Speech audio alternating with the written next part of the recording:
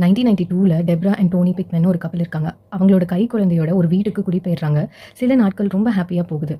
கொஞ்ச நாள்லயே அவங்களுக்கு லைட்ஸ்லாம் ஆன் அண்ட் ஆஃப் ஆகுற மாரியும், அப்புறம் சில குரல்கள் கேட்குற மாரியும் தோணுது. பெருசா கண்டுக்கல. அப்படி ஒரு நாள் அவங்களோட பக்கத்து வீட்ல இருக்கிற ஒரு பெண்மணி டெப்ரா கிட்ட, "ஏங்க உங்க குழந்தை படுக்கிற ரூம்ல மட்டும் எப்பவுமே லைட் எரிஞ்சுட்டே இருக்கு" அப்படின்னு சொல்றாங்க. அப்படியே ஒரு செகண்ட் உறைஞ்சு போயிடுறாங்க டெப்ரா. அவங்க இத டோனி கிட்ட சொல்றாங்க. அவர் ஏதாவது எலக்ட்ரிக் ப்ராப்ளமா இருக்கும் அப்படின்னு சொல்லிட்டு கண்டுக்காம விட்டுடுறாரு. ஆனா டெப்ரா அவங்க குழந்தை ரூமை இனிமே க்ளோஸா வாட்ச் பண்ண ஆரம்பிக்கிறாங்க. ஒரு ராத்திரி அவங்க குழந்தை கத்தி அலற சத்தம் கேட்குது. டோனி பதறி போய் பார்க்குறாரு. அவருக்கு பெரிய அதிர்ச்சி. பொம்மைகள் எல்லாம் அப்படியே ரவுண்ட் வடிவத்துல அடுக்கி வச்ச மாரி இருக்கு. ஆனா அவங்களோட குழந்தை ரொம்ப நிம்மதியா தூங்கிட்டு இருக்கு. சரி ஏதோ அப்படின்னு சொல்லிட்டு கண்டுக்காம வந்துடுறாரு. மறுபடியும் குழந்தை அலற சத்தம் கேட்குது. இந்த வாட்டி டெப்ரா போய் பார்க்குறாங்க. அவங்களுக்கும் பெரிய அதிர்ச்சி. அதே மாரி குழந்தை நல்லா தூங்கிட்டு இருக்கு. ஆனா அந்த பொம்மைகள் எல்லாம் வட்ட வடிவத்துல அடுக்கி வச்ச மாரி இருக்கு. உடனே குழந்தைய தூக்கிட்டு டோனி கிட்ட ஓடி வராங்க. சொல்றாங்க இந்த மாரி, "எல்லா பொம்மைகளையும் சர்க்கிள் வடிவத்துல யாரோ அடுக்கி வச்ச மாரி இருக்கு" அப்படின்னு சொல்றாங்க. பதறி போய் இனிமே இந்த வீட்ல இருந்தா ஆபத்து அப்படின்ட்டு கிளம்ப ஆரம்பிக்கிறாங்க.